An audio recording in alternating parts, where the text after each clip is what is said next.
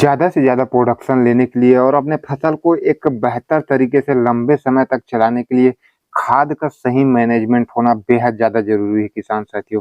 तो आज की इस वीडियो में हम टमाटर की खेती में आप पहले दिन से आखिरी दिन तक कौन-सा खाद कब और क्यों डालना चाहिए, उसके बारे में डिटेल में जानकारी जानेंगे। बेहतर प्रोडक्शन आप किस तरीके से ले सकते हैं, उसके बारे में कौन-सी खाद आपको डालना है, यह सब चीज़ों के बारे में प्रॉपर तरीके से स्टेप बाय स्टेप आज की इस वीडियो में जानने वाले हैं। तो वीडियो को कंप्लीट देखिएगा और चैनल पर नए हैं तो पहले चैनल को भी सब्सक्राइब कर लें। किसान साथियों, सबसे पहले अगर हम बेसल डोज की बात करें तो बेसल डोज में आपको जैविक तरीके से ही बेसल डोज भरना होगा। बाकी आप रासायनिक तरीके से करते हैं कोई दिक्कत नहीं, लेकिन बेसल मेरे हिसाब से आप जैविक तरीके से ही भरना चाहिए किसान साथियों। तो लगभग 2 से 3 ट्राली आपको गोबर की खाद लेना है और साथ में 1 बैग आपको सिंगल सुपर फास्फेट उसमें मिक्स कर देना है। मिक्स करने के बाद जो है किसान साथियों, बेड प्रिपरेशन के बाद आपको बेड के ऊपर में जो गोबर खाद है उसको डाल देना है। गोबर खाद डालने के बाद आप हल्की-हल्की ऊपर में आप मिट्टी चढ़ा दें किसान साथियों। गोबर खाद नहीं होने की स्थिति में आप जो है किसान साथियों वर्मी कंपोस्ट या फिर कोई जैविक और अन्य जो खाद है उसको डाल सकते हैं। अगर आप रासायनिक खाद डालते हैं वैसे परिस्थिति में किसान साथियों आपको लगभग 50 केजी आपको जो एसएसपी है वह लेना होगा, 30 केजी आपको जो डीएपी है वह लेना होगा और जो 15 केजी एमओपी पोटाश है वह आपको लेना होगा। साथ में एक रीजेंट दानेदार आप ले सकते हैं किसान साथियों। इस तरीके से आप जो बेसल है वह भर सकते हैं। बेसल भरने के बाद जो है पहला जो ड्रिंचिंग होता है किसान साथियों वह लगभग आप 7 से 8 दिन बाद कर सकते हैं रोपाई से। तो उस समय पर आपको जो है किसान साथियों वेलम प्राइम का आपको जो ड्रिंचिंग है वह करना है, क्योंकि आगे आपको नीमाटोड की समस्या देखने को ना मिले। इस वजह से आपको जो वेलम प्राइम है उसका ड्रिंचिंग करना होगा। ड्रिंचिंग करते समय आपको एक चीज़ का ध्यान देना है किसान साथियों कि ज़्यादा मात्रा में आपको जो पानी है वह देना है। मतलब कहने का मतलब यह है कि जहाँ-जहाँ तक टमाटर का जड़ का फैलाव हो सकता है, होने वाला है, वहाँ तक जो ड्रिंचिंग है वह पहुँचना चाहिए। अंदर मिट्टी के अंदर भी अच्छी तरीके से सोखना चाहिए। इस तरीके से अगर आप वेलम प्राइम का ड्रिंचिंग करते हैं तो निश्चित रूप से आपके टमाटर के जीवन काल तक आपको जो नीमाटोड की समस्या है वह देखने को नहीं मिलने वाली किसान साथियों। वेलम प्राइम के ड्रिंचिंग के बाद और रोपाई से कम 10 से 15 दिन बाद जो है किसान साथियों आप पहला ड्रिंचिंग ले सकते हैं। पहला ड्रिंचिंग में जो है किसान साथियों आपको 2 केजी आपको जो 28-28 है वह लेना है और जो 500 ग्राम हुमिक एसिड है 95% वाला वह लेना है और एक 500 ग्राम कार्बेंडाजिम प्लस मैंकोजेब का कॉम्बिनेशन वाला फंगीसाइड लेना है किसान साथियों।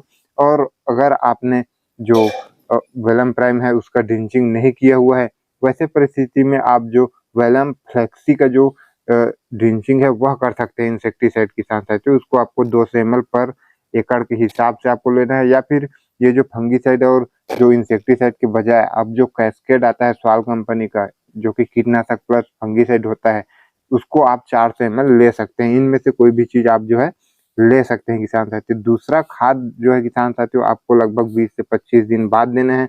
उस समय पर जो है किसान साथियों 40 केजी डीएपी लेना है, 25 केजी आपको जो यूरिया की मात्रा लेना है। ध्यान ये रखना है किसान साथियों जो यूरिया की मात्रा है उसको बरसात के हिसाब से, जैसे कि बरसात स्टार्ट हो चुकी है वैसे स्थिति में आप बिल्कुल न के मात्रा में डालें, या फिर ज़्यादा बरसात हो रही वैसे परिस्थिति में यूरिया देने की आवश्यकता ही नहीं पड़ती।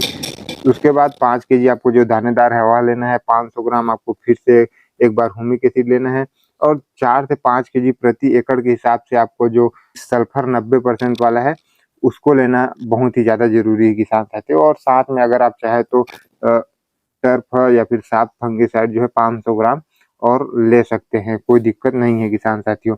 उसके बाद अगला खाद लगभग आपको 35 से 40 दिन बाद देना है। जब टमाटर में जो है किसान साथियों फूल आ रहे हैं, फल सेट हो रहे होते हैं, तो उस समय पर फसल को ज़्यादा पोषक तत्व की आवश्यकता होती है, क्योंकि जब फल सेट हो रहा है तो ज़्यादा उसमें जो पोषक तत्व है वह फसल को लगने वाला है। तो उस समय पर जो है किसान साथियों आपको 50 केजी डीएपी, 15 केजी पोटाश और 3 केजी जो माइक्रो न्यूट्रिएंट्स है उसको लेना है और जो 10 केजी कोई बढ़िया सा दानेदार जो है किसान साथियों आपको 2 पौधे के बीच में दाने के रूप में दे देना है।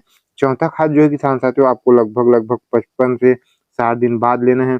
उस समय पर आपको 50 केजी डीएपी, 15 केजी आपको जो पोटाश है वह लेना है और कैल्शियम नाइट्रेट, मैग्नीशियम नाइट्रेट आपको जो फसल है उसको दे देना है किसान साथियों। अब आपका जो टमाटर है वह हार्वेस्टिंग के लिए तैयार है। उसी बीच में जो है किसान साथियों आपको टमाटर का साइज एक बेहतर हो उसके लिए आपको ध्यान देना है। तो अब इसमें हमने जो खाद जो है वह जड़ के माध्यम से तो दे दिया है, जो पोटास है, डीएपी है, उससे साइज तो बढ़ने ही वाला है किसान साथियों, लेकिन साथ में आपको स्प्रे के माध्यम से भी जो कुछ स्प्रे है वह करना बेहद ज़्यादा ज़रूरी है, जिससे साइज बेहतरीन आए, क्वालिटी एक बेहतरीन आए, दाग धब्बे ना हो, टमाटर फटने की समस्या ना हो। ये सब समस्या जो है देखने को मिलने ही वाली है किसान साथियों। तो उसके लिए जो है किसान साथियों, आप 250 से 300 ग्राम आपको जो बोरान है वह लेना है और 50 ml प्रति पंप के हिसाब से कैल्शियम लेना है किसान साथियों। इसका स्प्रे लगभग आपको 20 से 25 दिन के आसपास आपको जो है रिपीट करते रहना है। इससे हो गया है किसान साथियों कि फल का साइज तो बेहतर आएगा ही आएगा, लेकिन साथ में आप क्वालिटी देखेंगे, फल जो है काफ़ी ज़्यादा चमकदार होगा। फटने वगैरह की दाग धब्बे होने की जो समस्या है वह आपको देखने को नहीं मिलने वाले किसान साथियों। उसके बाद जो है किसान साथियों, आपको वो फल के साइज बढ़ाने के लिए और जो एग्रोमेन गोल्ड है और जो 0/34 है, इसका आपको जो है स्प्रे करना होगा।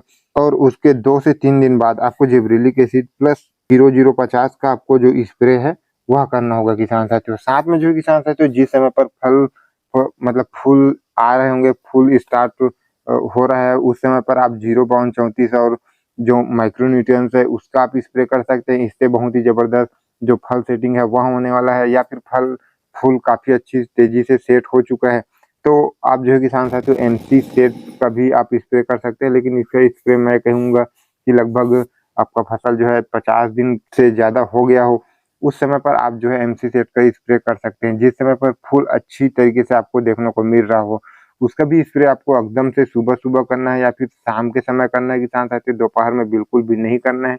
उससे भी आपको काफ़ी बेहतरीन फल सेटिंग देखने को मिलने वाला है। उसके बाद बीच-बीच में आपको जो है किसान साथियों 0/34 से इसका स्प्रे करते रहना है, जिससे आपको फल-फूल की कमी देखने को नहीं मिलने वाली। साथ में आपका जो टमाटर है वह हरा-भरा देखने को मिलने वाला है किसान साथियों।